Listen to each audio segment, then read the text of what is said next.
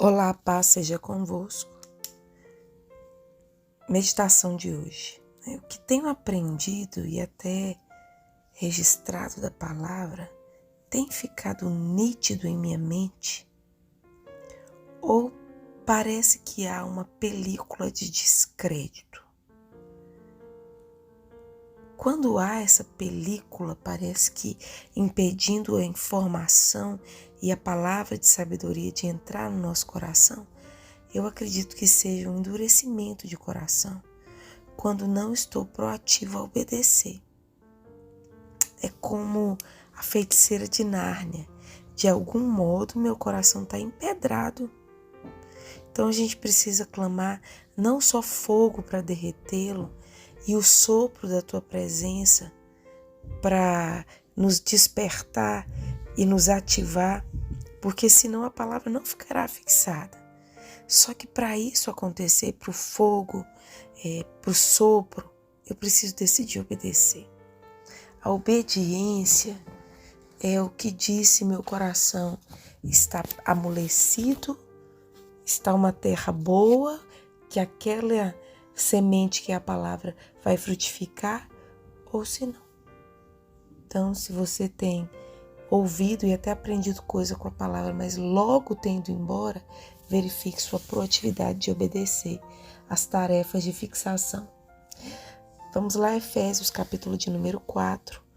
Como prisioneiro de Cristo, rogo-lhes que vivam de maneira digna da vocação que receberam. Sejam completamente humildes e dóceis, e sejam pacientes, suportando uns aos outros com amor. Façam todo o esforço para conservar a unidade do Espírito pelo vínculo da paz. Há um só corpo e um só Espírito, assim como a esperança para a qual vocês foram chamados é uma só.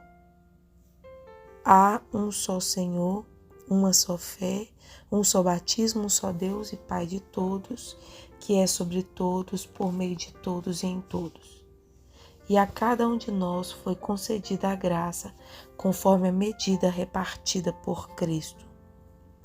Por isso é que foi dito: quando ele subiu em triunfo, às alturas levou cativo muitos prisioneiros e deu dons aos homens.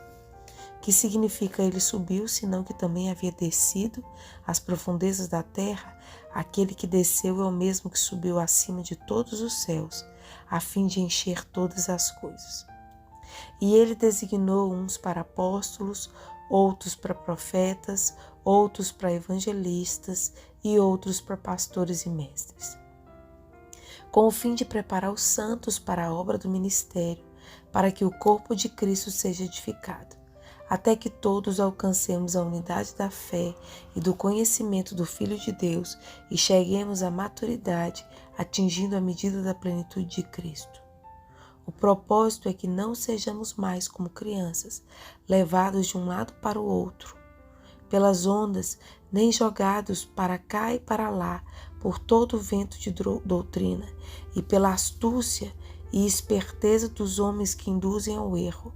Antes, seguindo a verdade em amor, cresçamos em tudo naquele que é o cabeça, Cristo, de todo o corpo ajustado e unido pelo auxílio de todas as juntas, cresce e edifica-se a si mesmo em amor, na medida em que cada parte realiza sua função.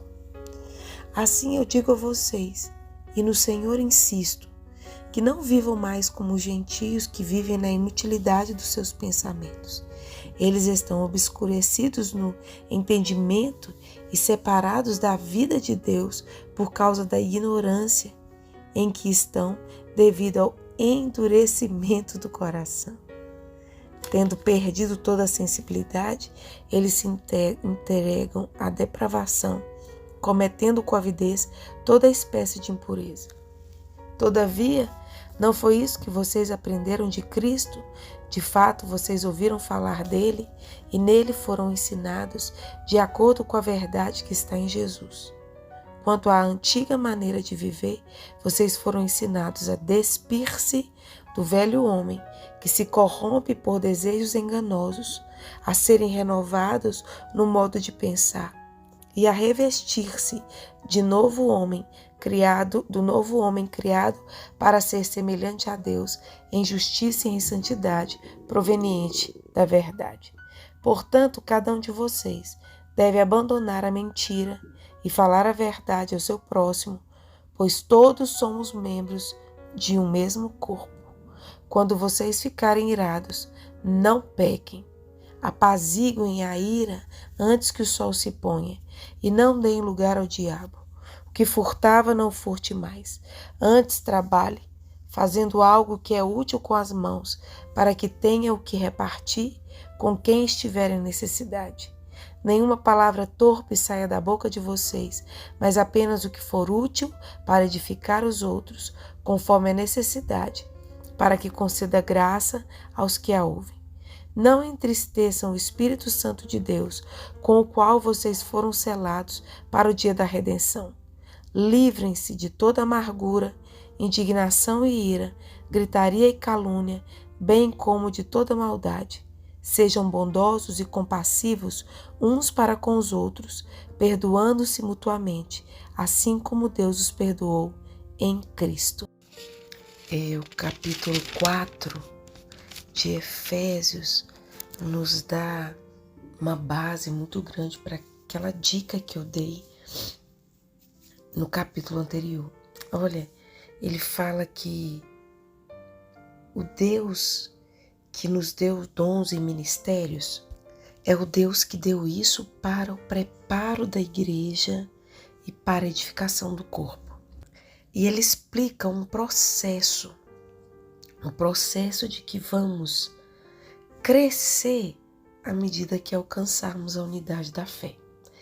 Mas para alcançarmos essa unidade, nós vamos precisar conhecer o Filho de Deus e vamos precisar chegar à maturidade, sabe? E agir na medida da plenitude de Cristo. Existem pessoas que se auto-enganam, elas acham que elas conhecem muito de Jesus por elas conhecerem muito da palavra. Mas o conhecimento de Jesus fala de uma troca diária, onde a gente abandona a nossa vontade e escolhe a vontade de Cristo. Aí ela vem no versículo 14 falando que, olha, o propósito é que a gente seja maduro, que a gente não seja como criança, levado pelo descontrole, como que levado por uma onda. E por qualquer vento que vem, ou pela astúcia de pessoas que nos induzem ao erro. Ou seja, nós vamos conhecer a Jesus quando realmente nós alcançarmos uma maturidade que as pessoas ou a circunstância não nos tirem do equilíbrio. Versículo 15, antes a gente quer seguir a verdade em amor e a gente vai crescer naquilo que é Cristo, que é o cabeça. Então, sendo todo o corpo dele, nós vamos crescer dentro da igreja, ou seja, dentro do corpo de Cristo, em unidade pelas juntas, onde cada um vai se edificar em amor, não importa os defeitos, não importa não, porque nós somos um em Cristo, na medida que cada um realiza a sua função. Só que ele ainda fala, olha, para que isso aconteça, versículo 17, nós não vamos poder viver na inutilidade dos nossos pensamentos, como os fazem os gentios. Eles ficam obscurecidos pelo seu entendimento e se separam da vida de Deus por causa da ignorância que estão devido ao endurecimento do seu coração. Esse capítulo 4, ele é fenomenal. Ele é um bônus para uma pessoa que precisa entender por que parou de prosperar na vida cristã. Porque não consegue viver inserido no corpo.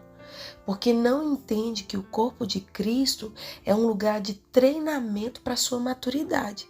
Mas enquanto escolher viver sob a sua direção, Cristo não será realmente o cabeça.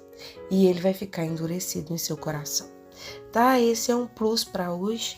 Que Deus abençoe o seu dia e que você possa desfrutar do sopro do Espírito que chega após a sua decisão de obediência imediata. Que Deus te abençoe.